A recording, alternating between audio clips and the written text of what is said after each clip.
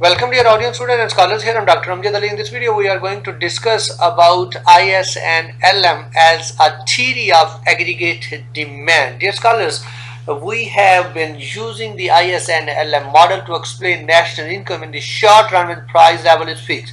To see how the IS and LM model fits into the model of aggregate demand and aggregate supply, which we have discussed in our previous video, we now examine what happens in the IS and LM model if the price level is allowed to change. By examining the effects of changing the price level, we can finally deliver what we have promised when we start the derivation and theoretical background of IS and LM model, a theory to explain the position and slope of the aggregate demand curve.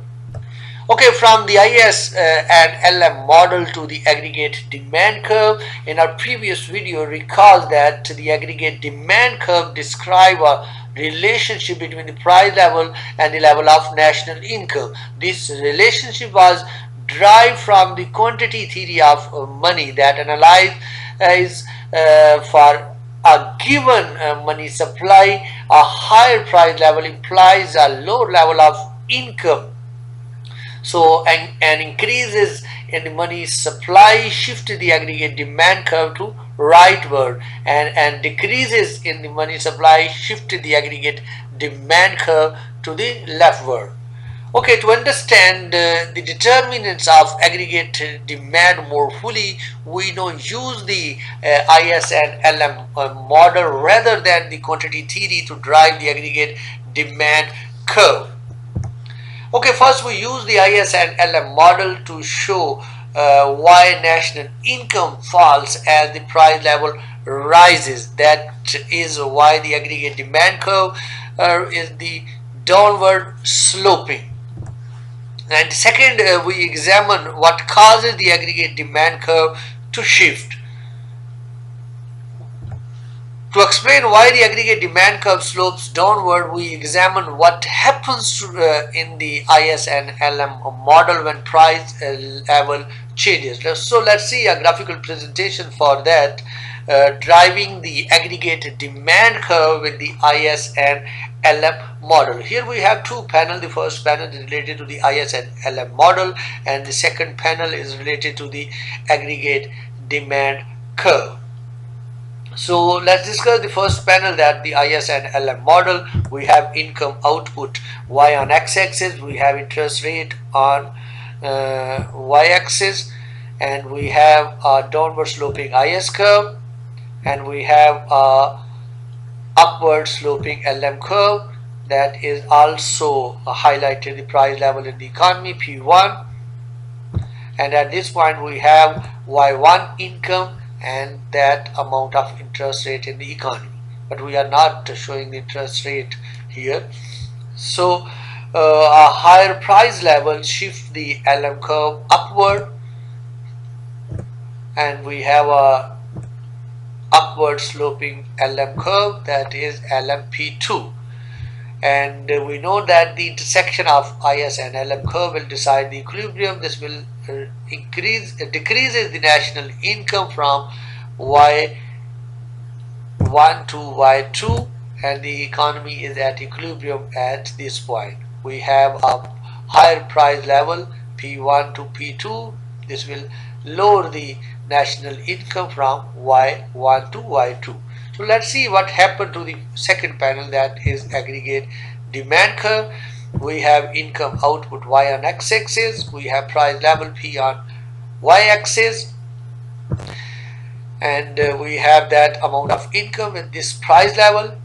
So a rise in price level will shift the LM curve to leftward or upward, and a rise in price level will lower the national income from Y1 to Y2, and we have that level of equilibrium. So we, by joining these points, this point and this point, we get the aggregate demand curve. So the aggregate demand curves summarize the relationship between price and output. So for any given money supply M, a higher price level reduces the supply of real money balances. A lower supply of real money balances shifts the LM curve to upward, that is LMP2, which raises the equilibrium interest rate. So see here, this was the interest rate, now we have this interest rate, and lower the equilibrium level of national income from Y1 to Y2. So in the second panel we have see the negative relationship between the national income and price level. So in other words, the aggregate demand curve shows the set of equilibrium point that arises in IS and LM model as we vary the price level and see what happens to national income. So this part represents that we have a negative association between price level and national income. So here we have one of the main questions that what causes the aggregate demand curve to shift?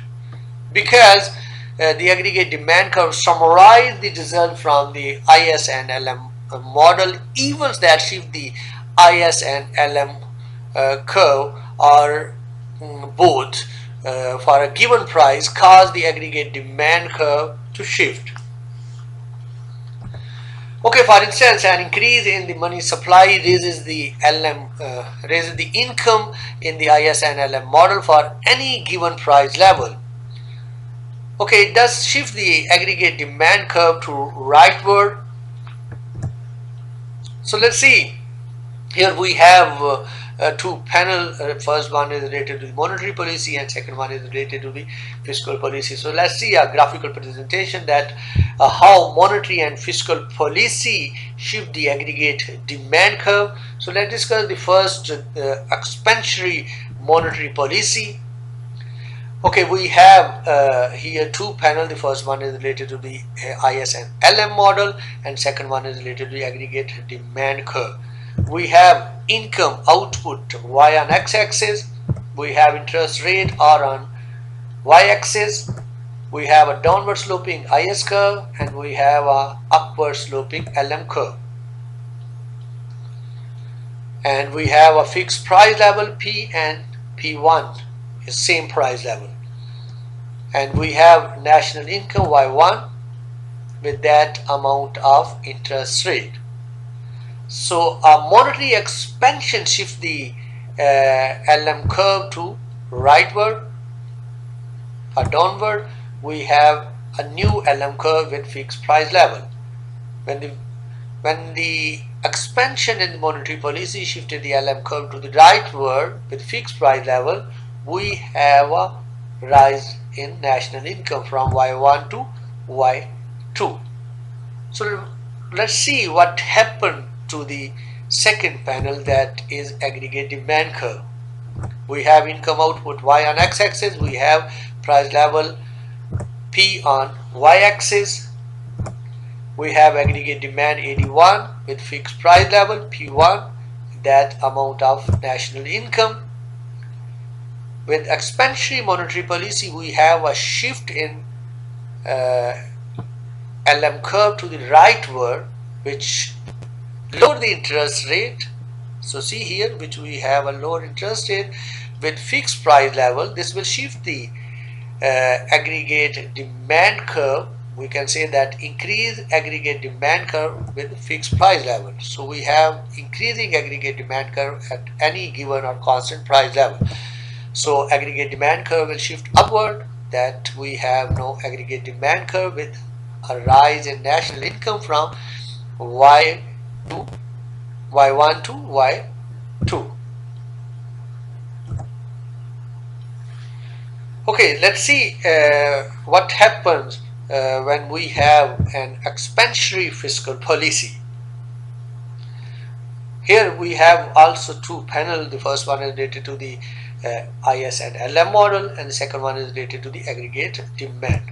So here we have income output y on x-axis, we have interest rate on r on y-axis, we have a downward sloping IS curve, and we have a upward sloping LM curve with fixed price level LM1.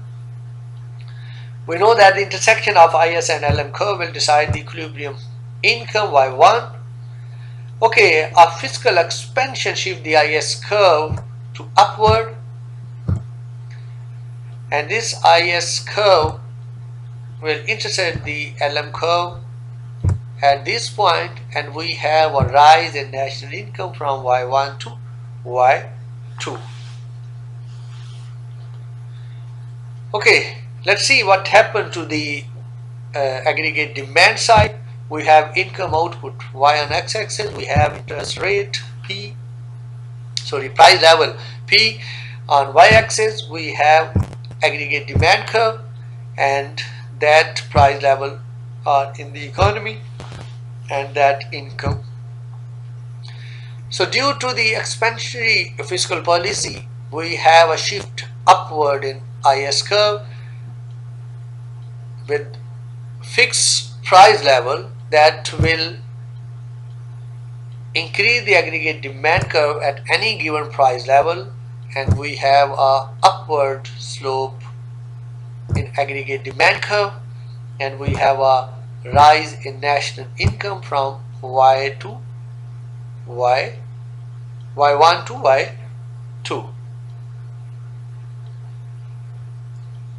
Okay, we can summarize these results as follows when we have an expansionary fiscal and expansionary monetary policy. A change in income in the IS and LM model resulting from a change in the price level represents a movement along the aggregate demand curve. A change in income in the IS and LM model for a given price level represents a shift in aggregate demand curve. So we have shown that monetary expansionary fiscal policy for a given price level, an increase in money supply raises real money balances, shift the LM curve downward and raise income. Hence, an increase in money supply shift the aggregate demand curve to rightward. While talking about the expansionary fiscal policy, such as an increase in government purchases or decrease in taxes, the fiscal expansion shift the IS curve to rightward for any given price level, raises the national income from y1 to y2. Hence, a fiscal expansion shift the aggregate demand curve to rightward. Okay, the IS and LM model in the short run and long run. The IS and LM model is designed to explain the economy in the short run when price level is fixed. Okay, yet know that we can see how a change in the price level influences the equilibrium in the IS and LM model. We can also use the model to describe the economy in the long run when price level adjusts to ensure that the economy produces at its natural level or natural rate. By using the IS and LM model to describe the long run, we can show clearly how the Keynesian model of income determination differs the classical model. So let's see a graphical presentation for that. The short run and long run equilibria. We have here two panels. The first panel is related to the IS and LM model. We have income output y on x-axis, interest rate or on y-axis. We have a long run aggregate supply curve vertically, and we have upward sloping LM curve with P1 price level, and we have a downward sloping IS curve. We know that the intersection of IS and LM curve will decide the equilibrium income of the economy, but here we have a long run equilibrium, a constant long run equilibrium, and we have a short run equilibrium of the economy when the IS and LM curve intersect one another, that is at point K. So this will K point show that the economy is producing less than its natural rate. So this will decreases the price level from P1 to P2, and the economy reaches at point C. So here we have the intersection of long run aggregate supply curve and IS and LM curve, and the economy at point C is at equilibrium. So this part of the figure shows that the three curves that are necessary for understanding the short run and long run equilibria, the IS curve, the LM curve, and the vertical line representing the natural rate of output Y over bar. Okay, the LM curve is as always drawn for a fixed price level P1.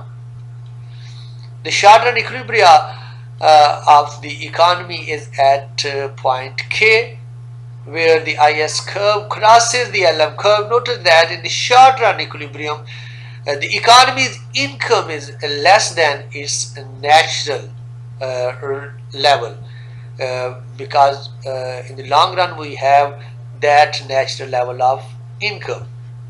So let's see what happens to the aggregate demand and supply model. Okay, we have income output Y on x-axis, we have price level P on y-axis, we have a vertical long run aggregate supply curve with fixed income. We have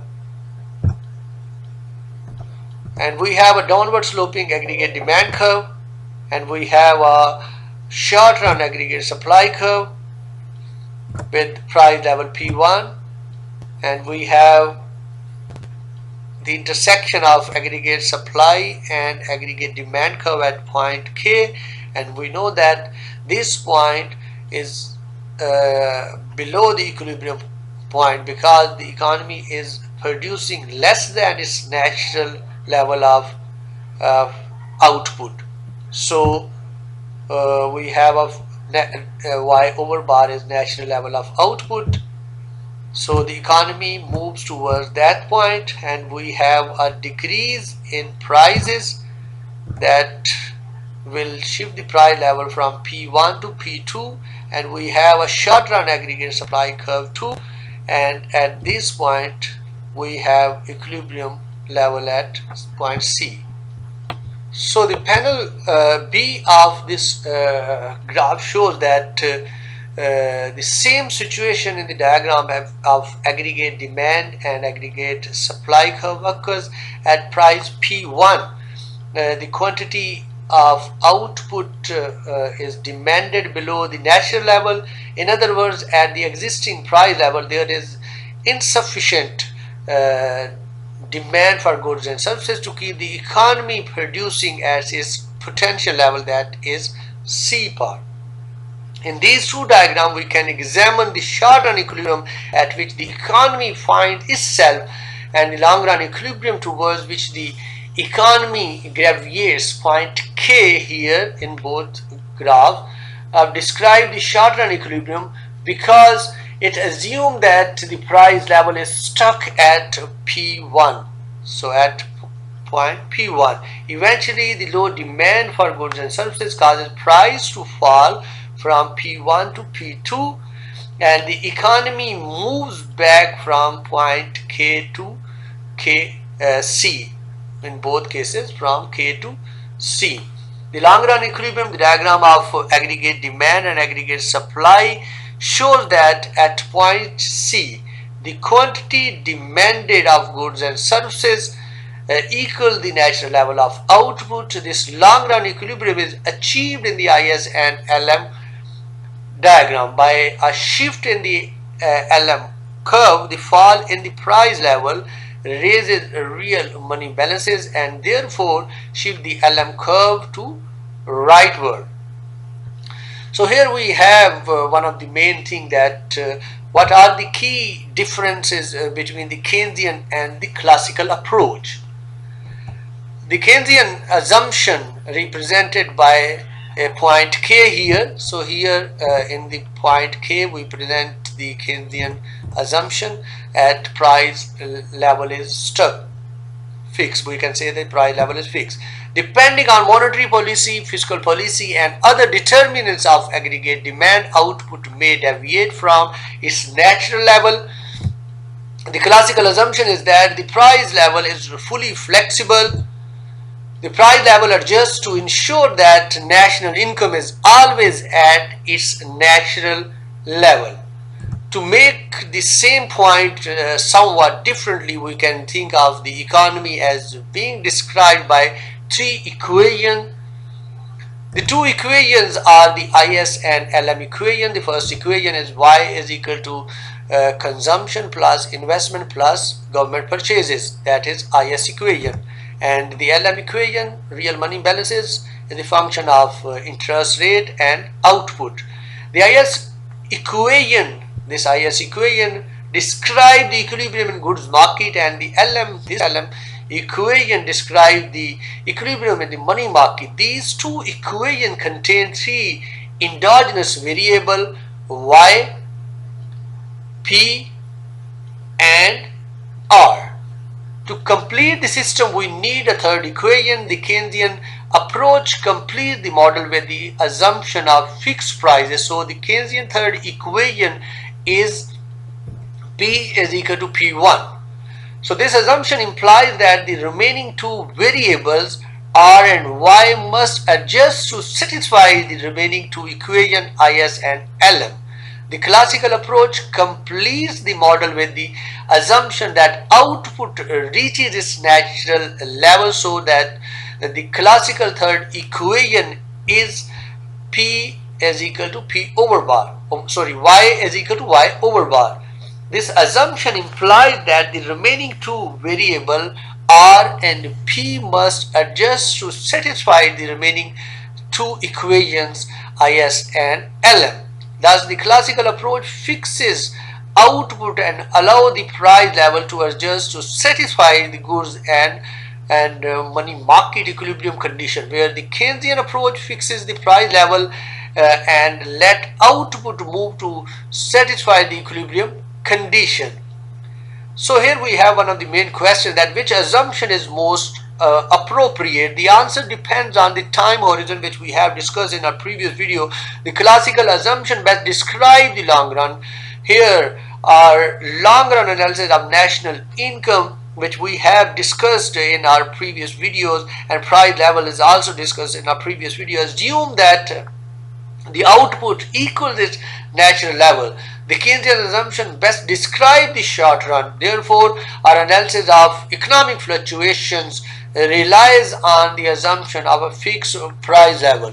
So this is all about the IS and LM as a theory of aggregate demand. So see you with another video. Ciao.